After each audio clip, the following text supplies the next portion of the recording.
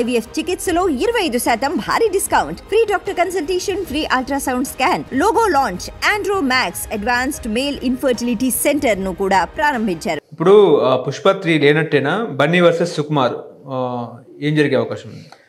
పుష్ప 2 అనే సినిమా 100% ఉంటుంది. దాన్ని ఆపగలిగే శక్తి ఎవరికీ లేదు first of all. Next Pushpa 3 కూడా ఉంటుంది. 2కి సీక్వెల్గా దాన్ని అనౌన్స్మెంట్ చేస్తారు. 3కి సంబంధించిన కూడా కొంచెం పార్ట్ షూట్ కూడా అయిపోయింది ఆల్మోస్ట్. ద రేస్ చూసాము, ద రూల్ చూసాము. నెక్స్ట్ ఆ పుష్ప అనేవాడు తర్వాత నెక్స్ట్ ఏంటనేది చెప్పాల్సిన బాధ్యత వాళ్ళకి ఉంది, చూడాల్సిన ఇది వీళ్ళకి ఉంది.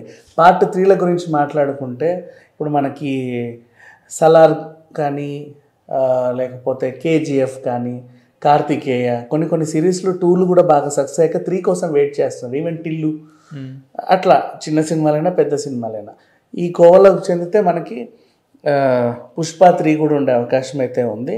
అండ్ నెక్స్ట్ సుకుమార్కి వీళ్ళకి ఎలాంటి గొడవలు లేవని మొన్నే ప్రొడ్యూసర్ చెప్పాడు. ఆ చిన్న పొరపొచ్చాల గురించి మీరేం మనసులో పెట్టుకోవద్దని కూడా అన్నాడు. టీం కూడా అలాగే వర్క్ చేస్తుంది. ఈయన ప్రజెంట్ విదేశాల్లో ఉన్నాడు. అండ్ మళ్ళీ వాళ్ళకి చెడింది నిజమే. నిన్న ఉపాసన బర్త్డే ఉంటే బన్నీ వైఫ్ హ్యాపీ బర్త్డే ఉపాసన అని చెప్పలేదు కాబట్టి గొడవలు నిజమే అని చెప్పేసి చాలామంది అనుకుంటున్నారు. అది వాళ్ళ పర్సనల్ వ్యవహారం. గొడవ ఉన్నా లేకున్నా అది వాళ్ళ పర్సనల్ వ్యవహారం. ఎందుకంటే ప్రతి దాంట్లో పుల్ల పెట్టడానికి ఆ ఫ్యామిలీలో ఒకడు ఉన్నాడు, ఒక క్యాండిడేట్ నాగబాబు పేరుతో. ఆయన అంతే అనమాట. ఇప్పుడు ఏ విషయమైనా సరే ఇమీడియట్గా రియాక్ట్ అయ్యి ఆ జనాలందరినీ రెచ్చగొట్టి ఇంకేదో చేసే వ్యక్తి అయినా సేమ్ ఏం చేశాడు తెలుసా? పుష్ప యూనిట్లో ఉన్న మెంబర్స్ అందరు ఉంటారు, టెక్నీషియన్స్, ఒరే మన వాళ్ళందరిని తెచ్చేయండి రా అని చెప్తే వాళ్ళందరూ పనులు మానేసి వెళ్ళిపోయారు. ఈయనకు అలవాటు ఎప్పటి నుంచో ఉంది. జబర్దస్త్ మానేసినా కూడా మన వాళ్ళందరూ వచ్చేయండి రా అని తీసుకెళ్ళా. సేమ్ అలాగే ఆ బుద్ధి ఇంకా పోలా ఆయనకి, దరిద్ర బుద్ధి ఇంకా పోలా. ఎప్పుడు మారుతాడో తెలియదు. అంత నీచంగా ఎలా ఉంటున్నాడో కూడా తెలియదు. సిగ్గు ఎగ్గు అన్నీ వదిలేసి ఉచ్చ నీచాలు మరిచి ఒక సంస్థ నుంచి నువ్వు బయటికి వస్తే పోబోయి శనొదిలేంది ఇంక వీళ్ళందరూ ఎందుకు? సరే నీకు పడలేదు, వాళ్ళందరినీ తీసుకొని వెళ్ళిపోయావు. ఇప్పుడు యూనిట్కి కొత్త సమస్య, వాడు చేయాల్సిన పని మిగిలిపోయింది. మళ్ళీ కొత్తోడికి చెప్పి చేయించుకోవాలి.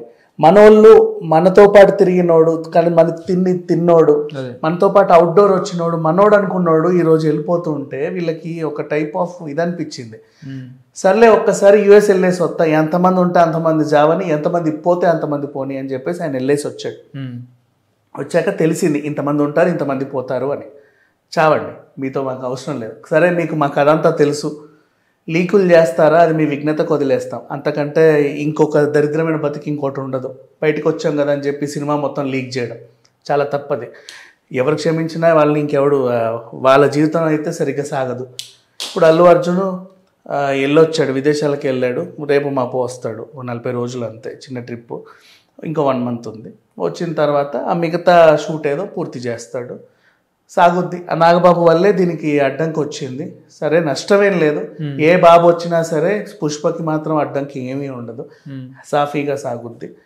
ఈ సినిమా రిలీజ్ అవుతుంది. నెక్స్ట్ పార్ట్ 3 కూడా ఉంటుంది. దీని ఎండింగ్లో చెప్తారు దాని గురించి. పవన్ కళ్యాణ్ ఏమైనా ఫోకస్ పెడతారా దీని మీద? పవన్ కళ్యాణ్ మీరు అంటున్నారు కదా, ఒక నిమిషం బాగా గమనించండి. 2 తెలుగు రాష్ట్రాల్లో ఒక ఆంధ్రప్రదేశ్లో మాత్రమే పవన్ కళ్యాణ్కి పుష్ప. ఓకే, పుష్ప రేంజ్ పవన్ కళ్యాణ్కి అసలు సంబంధమే లేదు. ఆయన జస్ట్ ఆంధ్రప్రదేశ్లో సినిమాటోగ్రఫీ ఆయన చేతిలో ఉంది అంతే. ఆయన ఒకవేళ అడ్డుపడితే Andhra Pradesh distributor రంగంకి loss, Andhra Pradesh ఎగ్జిబిటర్లకి loss. అర్థమైందా? Pushpa pan India cinema. తొక్కలోది రాష్ట్రంలో ఆడకపోయినా సరే అవసరమే లేదు, రిలీజ్ చేయరు. ఇండియా అంతా వరల్డ్ అంతా రిలీజ్ అవుతుంది.